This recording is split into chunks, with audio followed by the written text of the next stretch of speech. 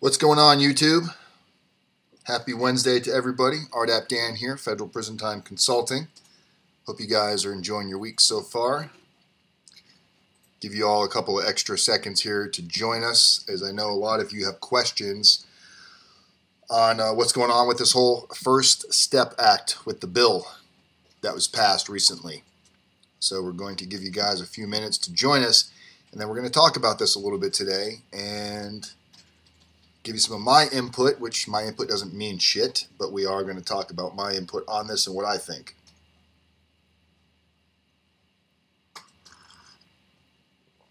So give about another 30 to 45 seconds to get that started. Meanwhile, while we're waiting, as you guys know, that this video and all of our upcoming videos are sponsored by Pigeonly, which is your one-stop shop for inmate phone calls, inexpensive inmate phone calls. If you want to send your inmate emails, if you want to send your inmate pictures, if you want to send your inmate articles that you found online, all types of awesome ways to stay in contact with your inmate at an affordable rate, really without ever leaving. You don't need to mail pictures, you don't need to mail letters, you don't need to mail, if you want to send postcards, you have the ability to do all of this right from Pigeonly's website. CJ posted it in the text of this chat, of the live chat, and it's also in the description of the video. So go ahead and check out Pigeonly. They are sponsoring Federal Prison Time with RDAP Dan. They are also the company that I used while I was in prison. So I'm not just sponsoring them because of the relationship. I'm sponsoring them because I know that they do what they say they're going to do. They've also got pretty good customer service to go along with it. Also, if you haven't done so, please subscribe to my channel. It's real simple. All you got to do is press the subscribe button. There's also a little bell. Make sure you turn on your notifications. That way you receive updates when we're getting ready to go live. And if for some reason you're not getting your updates, you can use our safety net by texting the word YouTube to 76626. Text the word YouTube to 76626, and that puts you on our text messaging notification service. All right, so let's kind of jump into what's going on right now with what's going on in the world of prison reform, shorter sentences, sentence reduction. So there was a bill that was just, it still has some hoops to jump through, but the bill is called the First Step Act. If you don't know what it is, go ahead and Google it, look it up, shoot me an email. I didn't have enough room to put a link to it in this video because of all of the text that I put. But basically, this bill it's very confusing to me as to its true intent.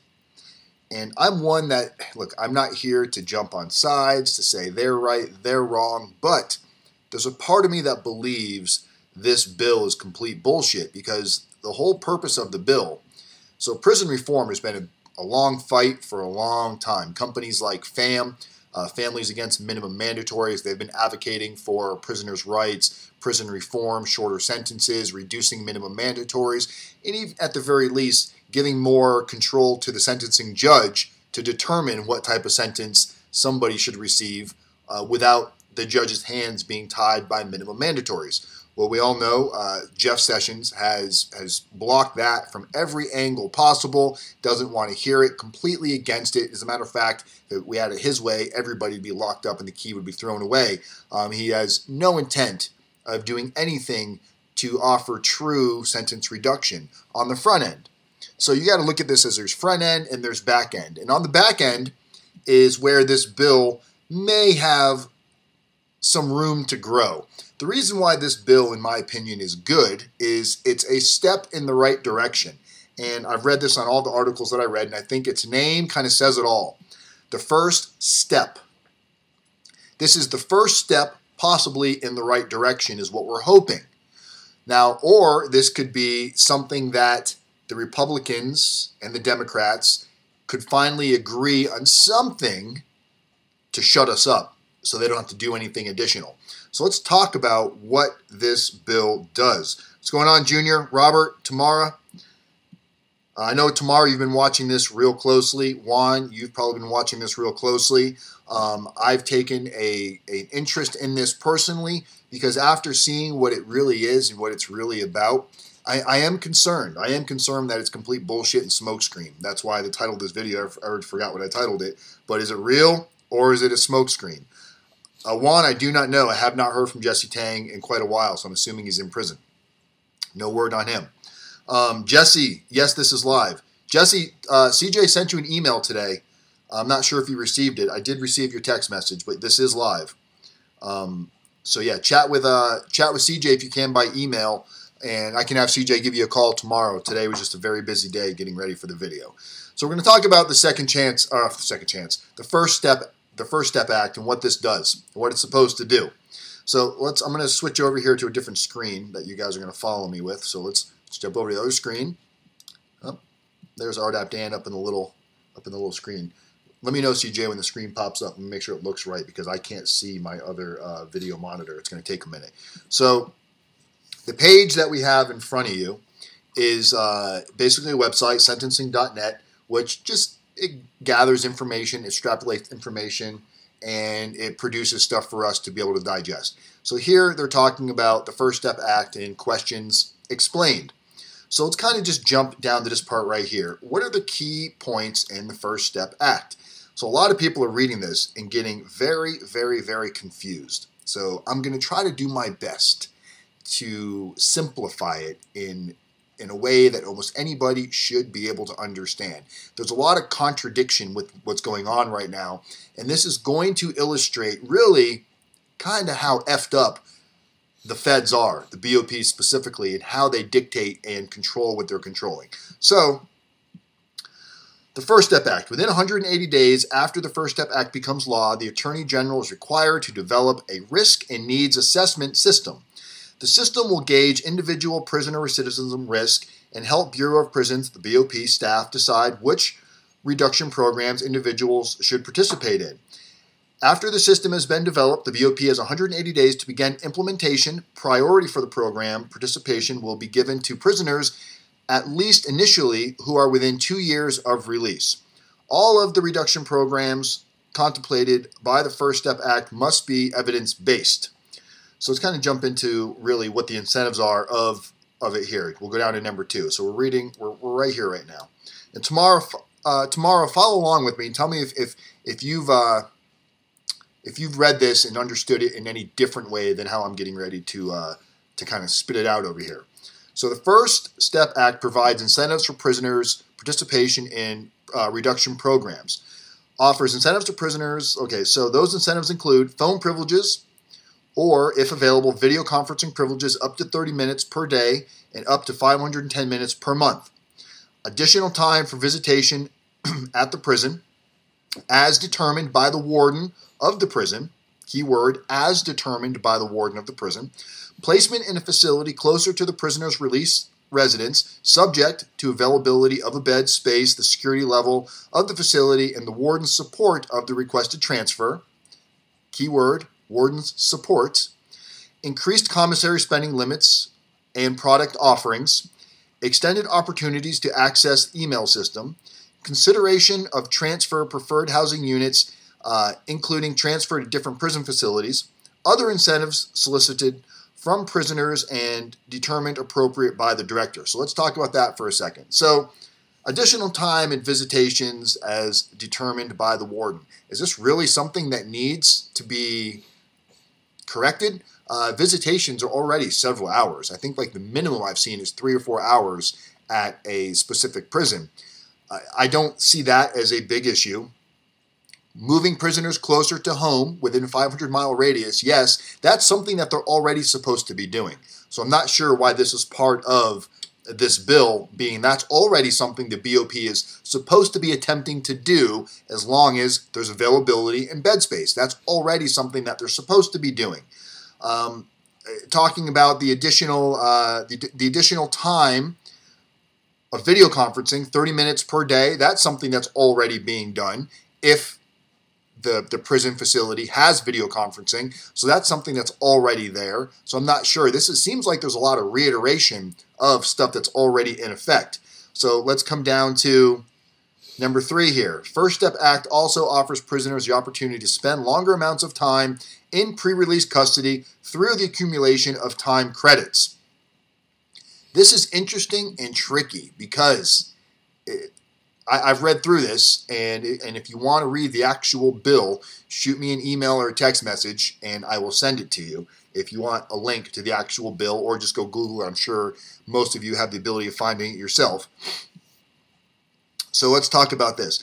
Eligible prisoners who participate in reduction programs or productive activities can receive time credits that increase the amount of time a prisoner spends in pre-release custody in either a halfway house or home confinement. The amount of time credits can be earned under the First Step Act Federal Prison Reform Bill as follows.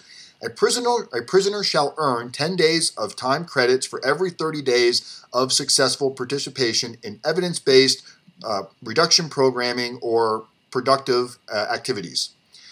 A prisoner determined by the Bureau of Prisons to be a minimum or low risk who over 2 consecutive assessments has not increased the risk of recidivism shall earn an additional 5 days of time credits for every 30 days of successful participation in evidence-based recidivism reduction programming or productive activities. So, to be clear, they're not saying you're going to get 10 days for every 30 days you serve off of your sentence. They're saying that you can get 10 days for every 30 days at the end of your sentence can be spent in a halfway house or home confinement. What they're not saying in here is it's still up to 1 year in a federal halfway house and up to 10% of your sentence on home confinement. It's not changing. It's completely up to the discretionary of specifically the prison you're at and the BOP. So everything that they're outlining here so far is nothing new. It's being reiterated. The problem is the prisons aren't doing it. We've seen nothing but massive cuts to the amount of halfway house time that they've been giving inmates. This basically saying, hey, you're already supposed to be doing this, so we're kind of signing a bill to tell you you need to be doing this.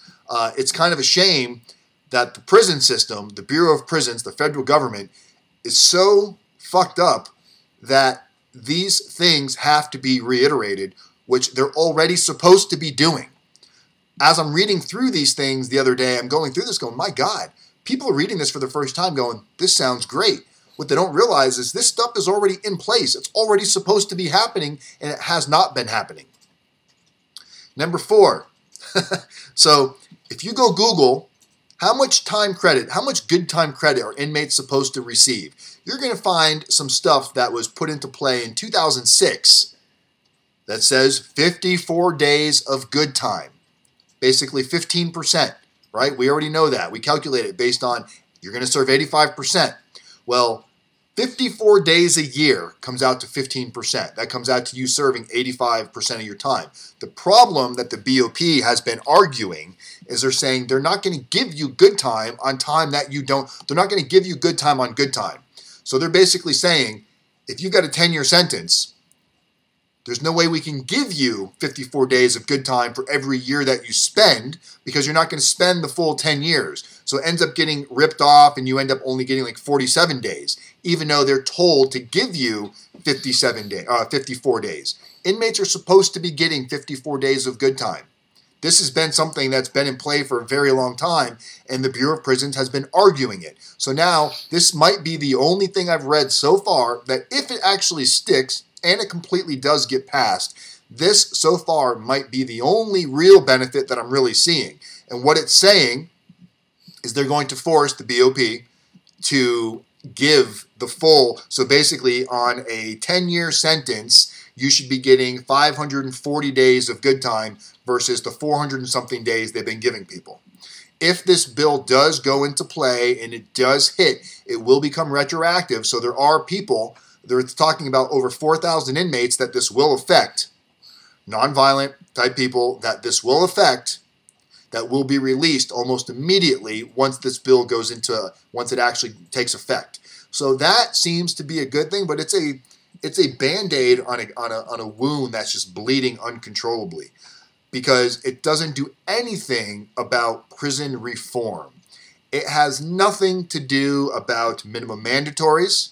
So everybody is obviously happy that this bill is passing, and it looks like it's going to pass. Donald Trump has already said if this makes it to his desk, he's going to sign off on it. The fact that, looking into this, the fact that Sessions has no problem with this is what raised my concern. If Sessions is like, all right, let's let this bill pass, is this them basically saying, hey, look, we're going to give you this crumb, now go away? This doesn't solve any of the severe problems that we face specifically in the United States with how we lock up so many people per year and continue to lock people up for nonviolent, first-time offender drug crimes. Now, a lot of these programming, and talking about they want to spend an additional, it's in here somewhere, $5 million a year or something like that for the next 5 years is what they want to spend on programming. Now, is it really going to get spent on programming? I talk to a lot of our clients that are at different prisons that do not really offer any type of real programming whatsoever. So are we going to see actual programmings popping out of the woodwork, for one? And B, they're saying that it's only going to help nonviolent offenders. And honestly, the nonviolent offenders, in a lot of cases, they're probably not going to reoffend anyway. They're not really the ones that need this additional possible good time credit. The people that really need the help are the ones that have been in and out of system their entire lives, the ones that have never held real jobs, the ones that don't know what it's like to have a paycheck. They don't have any trades. Where's the incentive to have? And most of them are going to be released at some point, and we're not really putting any incentive in place to get them to get the education, to get the programming that they may need to stop them from cycling back through this door. So when I see things like this, and I see all these people going, oh, victory, victory. Okay, great. It's a victory. It's a small, small win in a massive tornado of just a clusterfuck of where the federal government has us. And it's like we want to, this small win is better than this massive loss that we kind of been feeding. But are we going to eat this? And now is this going to calm so many people down that we're going to see a lot of the activists going, oh, we got what we wanted? No, we didn't. We definitely didn't get what we wanted. This is not what we were after. This is settling. If we do not continue to fight for true prison reform, this is settling. This is you settling for a life that you didn't agree to. Nobody wants to settle for the bullshit job. Nobody wants to settle for, somebody they're not into. Nobody goes out and goes on a date and goes, I guess you'll do. Yeah. If you don't set the limits, if you don't raise your bar, this is what we're going to get. And they're pumping this to us like it's this big, grandiose gesture that they're letting pass. Come on. Jeff Sessions would not be he would have huge, huge issues with any type of actual prison reform. And they're talking about some other things, which they're already talking about doing. The First Step Act bars the shackling of pregnant prisoners. So if you have a female giving birth, they're talking about no longer shackling them to the bed. They're also talking about giving out feminine hygiene products, which they've already started doing in a lot of areas. It just seems like a whole lot of smoke on things that they're already doing, but now they put it into a bill to make it sound like they're going to do all of these things, which a lot of it's already in the works. Let's talk about compassionate release. We just had a guy that received compassionate release. Makes the BOP look great because they can say it was compassionate release. This guy was on his deathbed. I met him while I was in prison. And there's a big lawsuit going on, so I don't want to mention his name right now. But I met him while I was in prison. He was already super old, wheelchair-bound, walker-bound, could barely hobble around, and he was dying in prison. I get word from another friend of mine that's still in prison going, guess who they released on compassionate release? I'm like, oh, wow, that's great. They released him. He died 7 days later. The BOP knew this guy was on his deathbed. They knew he was at the tail end of his life. They gave him compassionate release because there's nothing left they could get out of him. And instead of dealing with any backlash of somebody dying in prison that should have been at home, they sent him home to die. Compassionate release, we have to really look and educate ourselves on how this compassionate release is being doled out. Who's receiving it? Why are they receiving it? And why is the BOP giving it to them? Is it really out of compassion? Or is it we can look good, and we don't want them dying in our prison system. So we have to really kind of digest what some of this stuff really means and not just take it from the surface level and go, this sounds great. Because trust me, they have us looking a certain direction when maybe we should be looking somewhere else right now. The First Step Act requires the BOP to assist prisoners in obtaining identification. That's already there. It already exists. The BOP already has to help you get your identification. The problem is they're not doing the things that they're supposed to be doing. So now we've got this bill. Again, it's just reiterating everything that's already there. If this doesn't frustrate you, then you don't understand what's really going on and you're brand new to the scene. But I'm telling you, there's nothing new in this bill other than maybe they're finally going to clarify the 54 days per year of good time. So miscellaneous changes. So guys, go read this for yourself and kind of give me your feedback on what you think about it. Because, you know, I'm not on probation anymore. I don't have to kiss the government's ass. I met a lot of really good people throughout my journey. You know, my probation officer was amazing. I had amazing attorneys who really tried to fight and they really believed in what was going on. You know, the U.S. prosecutor, he gave me a decent plea, but at the end of the day, he's an asshole. You know, he knew what we were doing. He knew that we weren't doing what other companies were doing, still decided to sentence us to prison. You know, I put myself in that line. I have to own it. I have. But at the same time, I see so many people going through similar situations where prison's probably not the answer. Let's go ahead and bring this back to the main page. All right. So it's a real crisis, and it's a real sad day to see this as our major victory. I hope that this is a stepping stone for other people to step up, for other voices, anybody else that's out there that feels like they have information. Look, you might feel like your voice doesn't matter, but I'm telling you, if you're online and you're signing up for different polls and you're sending out your emails and you're reaching out to your congressman and you're calling your prison system and you're voicing your opinion, if you're putting it onto paper, if you're blogging, this information eventually, guys, it starts to build up and we start to become one voice. The problem is what is a little slippery bill like this going to do? How many people are going to view this as this major victory? Or is everybody going to view this for what it is and go, okay, it's not what we wanted, but something right now is better than nothing, and we're going to use this as a pedestal to get us to the next step. If that's the case, then I'm all for it. Because look, any change is better than no change, but we need to be very cautious and not let our guard down because we've got this rink-a-dink so-called bill. I had a client call me today and go, I just heard about this new bill. I heard that they're going to slash time by 50%. So there's already all kinds of rumors growing behind this. It's not a 50% bill, guys. It's not. They're talking about compassionate release. Everyone thinks if they're 60 years old, they're going to get compassionate release. No. You've probably got to be on your deathbed in order to qualify for compassionate release. You probably have to be down 10 or more years to be considered for compassionate release. The average person, especially the people that are here visiting my channel, first-time offenders, white-collar criminals, nonviolent offenders, first-time drug offenders, that type of a person probably isn't going to benefit a whole lot from this other than hopefully you're going to get the 54 days a year that you deserve.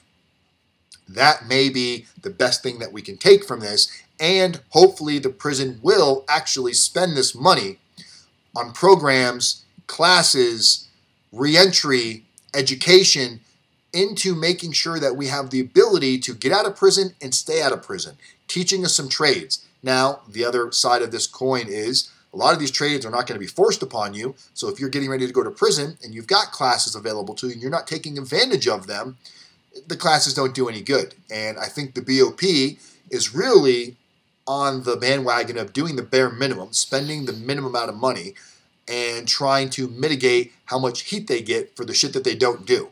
On a daily basis, the Bureau of Prison probably has all kinds of inhumane acts that are done to inmates, from medical. That's what the main focus on here should be, is improving medical across the BOP. I've never seen a worse medical, and where I was at, medical wasn't horrible, but again, I didn't have any serious issues that I would have needed to address with medical. You know, I had my surgery that was healing. Medical never had to see me for that. I had a mole on my back that they did a little cut into and looked at, but I didn't have anything serious. I wasn't like diabetic. I didn't have to, I wasn't dealing with cancer. We've got a client right now that has a colostomy bag on him, and it's supposed to get changed like 2 or 3 times a week. I can't remember exactly what it is. He was there for almost 8 weeks before they changed it one time, smelling all kinds of pus growing around it, infection growing, and the BOP did absolutely nothing. And this is common. It's common to see really poor medical throughout the Bureau of Prisons. And how do they get away with it?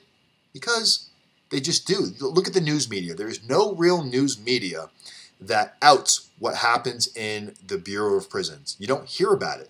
Look at the guard over at Alderson's Women's Prison.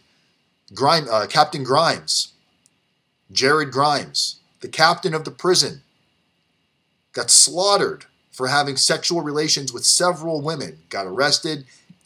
What news stories did you really hear about it other than a couple of small little sources, maybe a local news company there in the area that reported on it? That's big news. That's somebody held to a much higher standard, abusing the system. So as we can see, the Federal Bureau of Prisons, the BOP, the federal government, they hold us to a very high level of standards. They will send us to prison. They will send good people to prison. Good people that made mistakes go to prison. But they are guilty of a lot of the same crimes that they commit us of, but they are not held to the same type of standard. And that almost goes for any big business. So we're really not surprised, but it's frustrating to see, in my opinion, a bullshit bill like this get passed. I'm glad to see something got passed. I'm glad to see that they're like, look, if we don't pass this, we're really going to look like some scumbags. It's almost like I just picture 2 people sitting down going, okay, this is what we want. Prison reform, all of this, and somebody else going, nope, we're not giving you that. So basically start going down the checklist until they found a few things that they were willing to live with. Go, okay, I can live with that. And then the guy must have looked at himself and goes, you know what? We already have all of this. That's what we're going to agree to. That's what we're going to put on paper. That's the bill we're going to pass. And, still might get shot down. There is opposition to it. Believe it or not, there's actual opposition to this bill. So we still don't know that it's going to go into full effect. We don't know yet. It's made some headway. It's made some progress. It still has a few hurdles to go, but only time will tell. Your guys' guess is as good as mine. What's up, Beyond Lockdown? So did I miss any questions here, CJ?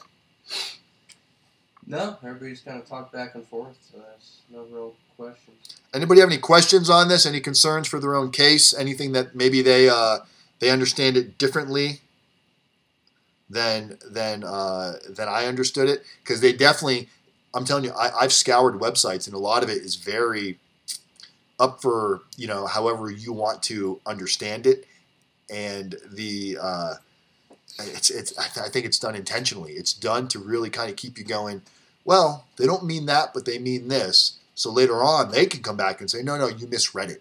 This is what we really meant. They've got full discretion. You can see it even in their bullet points. Extra visitation time, if the warden approves. Extra halfway house or home confinement, if the warden approves.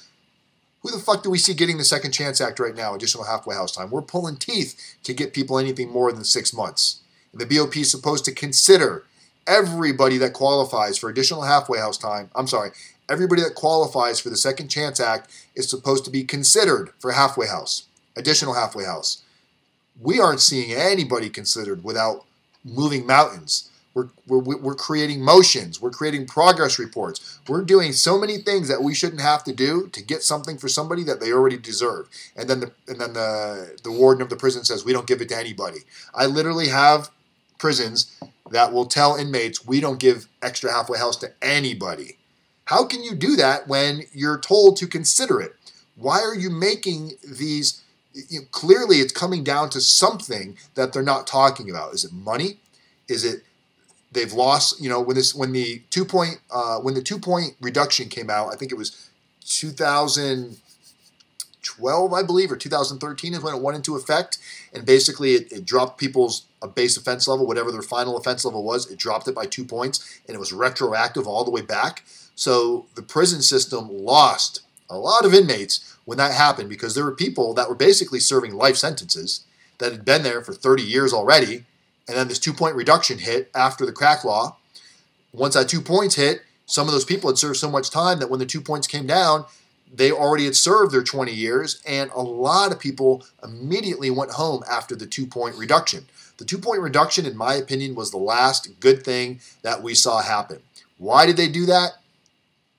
I honestly believe the prison population was getting so overpopulated they really couldn't maintain, so they found a way to make themselves look good and kind of send a bunch of people home that had been in prison forever anyway. And the thing is we were all up in arms about how many people that Obama pardoned, and that Trump isn't really pardoning anybody. Look, it's great that Obama pardoned as many people as he did, not taking anything away from the man. However, the amount of people he pardoned doesn't even come to touch the amount of percentage of people that enter into the system. It doesn't even make a dent. For every one person Obama pardoned, there's probably 100 people coming in right behind him. So great. The only people that really got affected by that were the masses that saw it through the media, that were just looking for a reason to like somebody. The people that it affected directly, of course, tell that to somebody that got the pardon. That I met somebody personally I was in a halfway house with that was pardoned. I imagine for him it was the best thing ever. But for the whole totality of what's going on, it's not a fucking dent. Makes no difference in the prison system. So pardons are great. It's great when they pardon somebody that deserves it. I hope they continue to do it. But oh, somebody just gave us a $20 tip. Who was that, CJ? Hot Soup, I think. Who? Hot Soup. Hot Soup. Hot Soup has a picture of ramen noodles. Is Hot Soup a prison channel? I don't know. Thank you for your information and help your team provide. Thank you, Hot Soup. They got a picture of ramen noodles. That's pretty prison. That's definitely is. We're going to check you out, Hot Soup. Hot Soup, big shout out to you, $20. Just so you guys know, when you guys send donations like that, we use it to help the less fortunate that are in prison. People that need commissary, people that need hygiene products, people that need minutes for their phone, they need stamps and envelopes. Maybe they're trying to get on the video chat. We give people free Pigeonly accounts. We do all kinds of things trying to give back here, guys. Pigeonly, for every one of you guys that is going to use a program like Pigeonly to save money on saving money for your inmate, when you use the link that CJ gave you, or you use the link that's in the description of this video, we get a kickback. I think it's like, I don't know, like $2 per person that signs up. As much as I would like to say, oh yeah, we use that money for ourselves. No, that money goes right back into what we're trying to do to help give back to the community. Community's method, people helping people one day at a time. I say it all the time. It may just sound like another statement that I say, but it really is why, it really is the reason we have grown, probably, in my opinion, and many others share this view, the reason why we've grown to probably the #1 prison consulting company is because, not just because we have affordable prices, it's not just because we're priced fairly, it's because when people talk to us, we answer the phone, we do our best to answer your questions, we do our best to not overpromise, we try to give you realistic expectations of what can be done, we help you with things like your personal narrative, your character reference letters, building a mentor group, getting you out doing community service, making sure you understand what needs to go into your PSR. Your PSR ultimately has so much determination in whether or not you're going to qualify for programs like the residential drug addiction program. We file motions for you guys in order to help you get additional halfway house time. There's just an ongoing influx of trading on and off with work with you and what we do. Our team is comprised of myself, it's comprised of CJ, it's comprised of Chenny Good, who is our content writer and our blogger. It's comprised of Angela Blythe, who is our legal expert. She was an attorney. She got in trouble. She went to prison. She's out of prison. She now also works for her son's law firm, so she's still up to speed on what's going on with the laws. We have Diane, who is our substance abuse professional. All of this stuff comes with what we're doing. In addition to that, we just launched our new coaching corner where all of our new clients are getting coaching sessions directly with Jenny that are not specifically targeted about what you need to do to get ready to go to prison. It's specifically targeted how to deal with the stress, the anxiety, the consequences of what you've done, how you can make amends with your family, how basically creating betterment of your life. The whole process of what we're doing is designed to not just get you out of prison sooner. It's designed to get you to take accountability, to help you understand what's coming next, to get you in the right mindset to do what needs to be done. So you're not dwelling in this thought of negativity. That's the whole premise of what we're doing. And how do I know our channel is growing? Because of the outreach and the exposure that we're starting to reach, from the people that are starting to reach out to us, from the groups that now are noticing us and want to work with us. If you don't know who John Kiriakou is, go look up John Kiriakou. He was an ex-CIA agent that during the big war on Al-Qaeda that took place during 9/11, he was in charge of a CIA intelligence team. Their job was to go after what they thought at the time was to be the number 3 in charge of Al-Qaeda, Abu Zubaydah. Abu Zubaydah was the gentleman's name that they were tracking down overseas.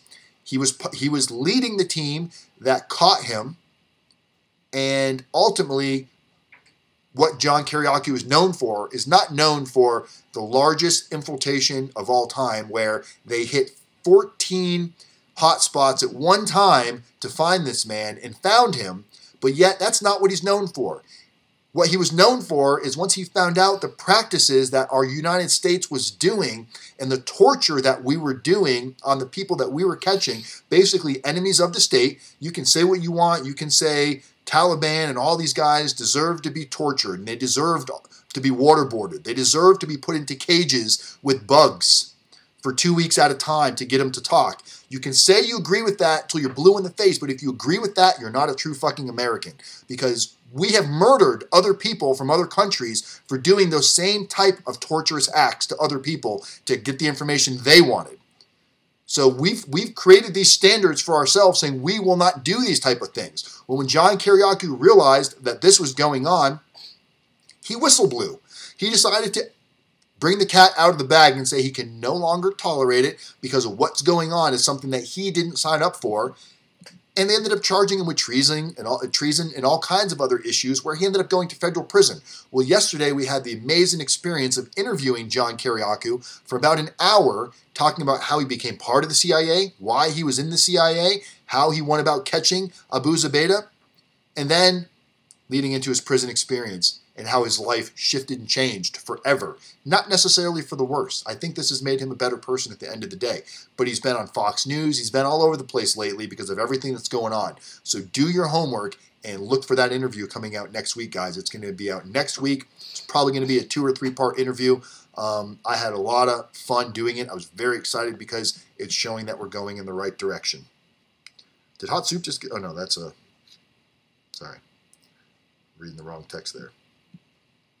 I've never been arrested, let alone locked up anywhere. I don't pretend to understand. I just care. Hey, man, Hot Soup, that may seem like, oh, you've never been to prison. Why do you care? Let me tell you something. When I talk to people and they talk about the misfortune and how fucked up the system is, and they can't believe their child or son or brother or mother or husband or wife is going to prison, that it's not fair, that the government's forcing them taking this plea, and if they don't take this plea, they're going to come down extra hard on them, and they're looking at 2 to 3 years right now with the plea versus, 15, 20 years if they don't take the plea. And I always have to ask everybody, how much did you really care before your family was immediately affected by this? And some people might go, oh, I cared.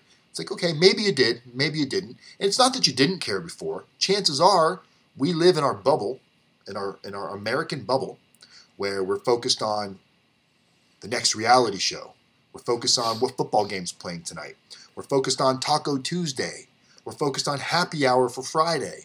We're not focused on joining as a community and fighting these collision tactics head on. It's something that we pretend that we don't understand because it's easier to stick our heads in the sand and not realize that we live in a pretty messed up place right now. And if we don't work together to make it better, you're not going to know how fucked up it is until it's affecting you. And when it's affecting you, it's probably too late. It's probably too late for your voice to matter because now you're in trouble and now you want to go say it's unfair. Who's going to listen to you? They're going to go, oh, of course you're going to say that. You're in trouble. I'm sure you did something to deserve it. I know before I went to federal prison, before I got in trouble, when I saw people getting in trouble, getting 15, 20 years, my immediate thought process was, wow, he must have did something really, really bad because he must, they don't send good people to prison. I was naive. A lot of us lived in this bubble. So I'm not excluded from that. I also lived in the bubble. It's important. Understand what's going on. CJ's writing something. Wants me to wrap it up. It's important stuff. We tell CJ, kick rocks. 40 minutes. 40 minutes.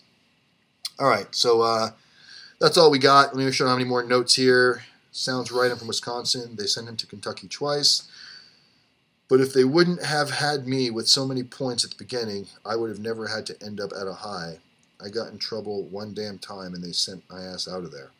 That's what happens, guys. All right, so look forward to the video with John Kiriakou. Again, if you haven't already subscribed to my channel, subscribe, like, share. Text the word YouTube to 76626. Check out our website, check out our blog, and look for the John Kiriakou video, guys. I'm out of here. Have a great week. I will see you on Saturday. Short week this week.